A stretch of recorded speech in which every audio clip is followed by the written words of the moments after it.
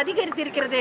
வட இந்தியாவை தான் சொல்லுவாங்க, பீகார்ல அப்படி நடக்குது, ராஜஸ்தான்ல அப்படி நடக்கிறது, மேற்கு வங்காளத்துல அப்படி நடக்குதுன்னு. இனில் பெண்களுக்கு பாதுகாப்பு இல்லாத மாநிலமாக 4வது இடத்துல இருக்குது தமிழ்நாடு. வெட்கக்கேடு. நேற்று செய்தியாளர்களை சந்தித்து பேசிய பாமக தலைவர் அன்புமணி ராமதாஸ் மனைவி சௌமியா அன்புமணி, திமுக அரசில் பெண்களுக்கும் குழந்தைகளுக்கும் பாதுகாப்பு இல்லை என கூறி கடுமையாக விமர்சித்துள்ளார். இன்னைக்கு ஒரு வந்திருக்கு பாருங்க, அத்தனை லெட்டர்ஸ்.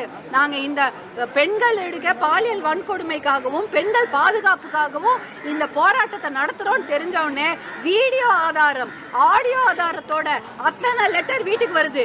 எல்லாமே எங்களுக்கு நாங்களும் பாதிக்கப்பட்டிருக்கிறோம். அண்ணா பல்கலைக்கழக மாணவி பாதிக்கப்பட்டாதான் எல்லாரும் போராடுவாங்களா? எங்களுக்காகவும் போராடுங்க அப்படின்னு திருவாரூர்ல இருந்து கல்லூரியில இருந்து அனுப்புறாங்க. எல்லா அரசு கல்லூரியில இருந்து அனுப்புறாங்க. எல்லா கல்லூரியில இருந்தும் இந்த பாலியல் வன்கொடுமை நடந்து கொண்டு இருக்கிறது அப்படின்னு அனுப்புறாங்க.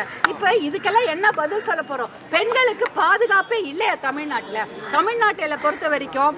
இன்னைக்கு அதிகப்படியான பெண்களுக்கு எதிரான நடத்தப்படும் பாலியல் வன்கொடுமைகள் அதிகமாகி இருக்குது. 2021 இருந்து 2023 2 வருடங்களில் 2 மடங்கு அதிகரித்து இருக்கிறது. இன்னைக்கு 5000 பேர் மேல 5000த்துக்கும் அதிகமான பெண் குழந்தைகள் பாலியல் வன்கொடுமைக்கு ஆளாக்கப்பட்டிருக்கிறாங்க. அப்படின்னா 11% அதிகமா இருக்குன்னு சொல்றாங்க. அப்படின்னா ஒரு மாநிலம் என்றால் அது பெண்களுக்கு பாதுகாப்பான மாநிலமாக இருக்க வேண்டும்.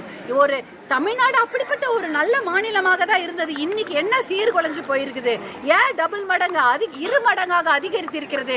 வட இந்தியாவை தான் சொல்லுவாங்க, பீகார்ல அப்படி நடக்குது, ராஜஸ்தான்ல அப்படி நடக்கிறது, மேற்கு வங்காளத்துல அப்படி நடக்குதுன்னு. இன்னைக்கு பெண்களுக்கு பாதுகாப்பு இல்லாத மாநிலமாக 4வது இடத்துல இருக்குது தமிழ்நாடு. வெட்கக்கேடு.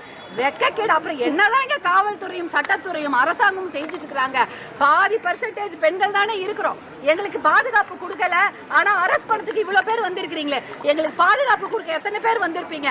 தனியா நடக்கும்போது அந்த பெண்ணுக்கு பாதுகாப்பு கொடுக்க ஒருத்தர் வந்திருந்தா கூட இந்த பாலியல் வன்கொடுமைகள் நடந்திருக்காது இல்லையா? ஆனா இதையெல்லாம் பார்த்துட்டு சும்மா இருக்கிறீங்க. எப்படி இருக்கிறீங்க? மனசாட்சி இல்லையா? எனக்கெல்லாம் கொதிக்குது. இன்னும் எத்தனை குழந்தைங்களை காவல் வாங்குவீங்க? எத்தனை குழந்தைங்க சாவணும் உங்களுக்கு? எத்தனை பெண்கள் பலியாகணும் உங்களுக்கு? எத்தனை இளம் விதவைகள் செத்து போனோம்? குற்றவாளிகளையும் பிடிக்க முடியல, அவங்களுக்கு தண்டனையும் கொடுக்க முடியல, சட்டத்து மூலமா அவங்களுக்கு ஒரு விடிவு காலமும் கிடைக்கல. அப்ப என்னதான் இங்க நடக்குது? இத பார்க்கறதுக்கு மனசாட்சின்னு ஒண்ணு இருக்கா? கொதிக்கலையா? வயிற்றுச்சலா இருக்குது. குழந்தைங்களை வெளில அனுப்ப முடியல. ஒரு அபார்ட்மெண்ட் வீட்டுல குழந்தைங்களை வச்சுக்க முடியல. அங்க நடக்குது பாலியல் வன்கொடுமை. பள்ளிக்கூடத்துக்கு அனுப்ப முடியல. 3 வயசு குழந்தை, 6 வயசு குழந்தை, 10 வயசு குழந்தை. அட படிச்சுட்டு காலேஜ் வந்தா அப்பயாவது நிம்மதியா இருக்குமா?